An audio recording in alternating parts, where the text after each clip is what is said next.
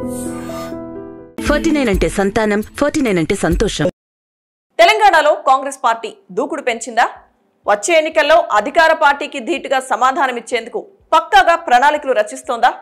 తాజా పరిణామాలను పరిశీలిస్తే హస్తం పార్టీ జోరు మీద ఉన్నట్టే కనిపిస్తుంది. అందుకే పార్టీల్లో చేరికలు, చేరిన వారికి పదవులు కట్టబెడుతోంది. ఇటీవల పార్టీలో చేరిన ఓ బడా నేతకు పెద్ద పదవినే కట్టబెట్టింది హస్తం అధిష్టానం. ఇంతకీ ఆ బడా నేత ఎవరు? ఆయనకిచ్చిన పదవేంటి? తెలంగాణలో ఎన్నికలు సమీపిస్తున్న వేళ కాంగ్రెస్ పార్టీ స్పీడ్ పెంచింది.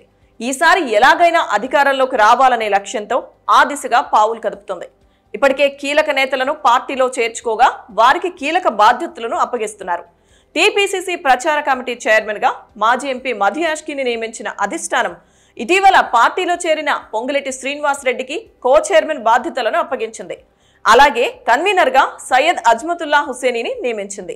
వీరితో పాటు మరో 37 మందితో కూడిన ఎగ్జిక్యూటివ్ కమిటీ, పీసీసీ అధ్యక్షుడితో పాటు సీఎల్పీ నేత, మండలిలో ప్రతిపక్ష నేత, కార్యనిర్వాహక అధ్యక్షులు, ఎంపీలు, ఎమ్మెల్యేలు, ఎమ్మెల్సీలు, మాజీ ఎంపీలు, మాజీ ఎమ్మెల్యేలు, మాజీ ఎమ్మెల్సీలు, జాతీయ ఆఫీస్ బేరర్లు, అలాగే పలు శాఖలు, డీసీసీ అధ్యక్షులను ప్రత్యేక ఆహ్వానితులుగా నియమిస్తూ ఏఐసీసీ ఓ ప్రకటనను రిలీజ్ చేసింది.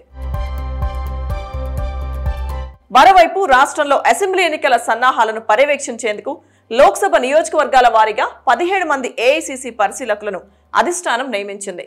వీరి నియామక ప్రతిపాదనను కాంగ్రెస్ జాతీయ అధ్యక్షుడు మల్లికార్జున ఖర్గే ఆమోదం కూడా తెలిపినట్టు కేసీ వేణుగోపాల్ స్పష్టం చేశారు. తెలంగాణలో డిసెంబర్లో అసెంబ్లీ ఎన్నికలు జరగనున్నాయి. ఈ క్రమంలో పార్టీని ప్రజల్లోకి తీసుకువెళ్లేందుకు హస్తం పార్టీ నేతలు అహర్నిశలు శ్రమిస్తున్నారు. తెలంగాణ ఇచ్చిన పార్టీగా ప్రజల్లోకి కాంగ్రెస్ ను తీసుకువెళ్లాలనే గట్టి ఆలోచనలో అధిష్టానం ఉన్నట్లు తెలుస్తుంది. ప్రత్యేక రాష్ట్రం ఇస్తే పార్టీకి నష్టం జరుగుతుందని సోనియా గాంధీ ఆలోచించలేదనే భావనను ప్రజల్లో కల్పించాలనే ఆలోచనలో కాంగ్రెస్ ఉన్నట్లు సమాచారం. మరి కాంగ్రెస్ పార్టీ తీసుకుంటున్న ఈ నిర్ణయాలు పార్టీకి ఏ మేర కలిసి వస్తాయి?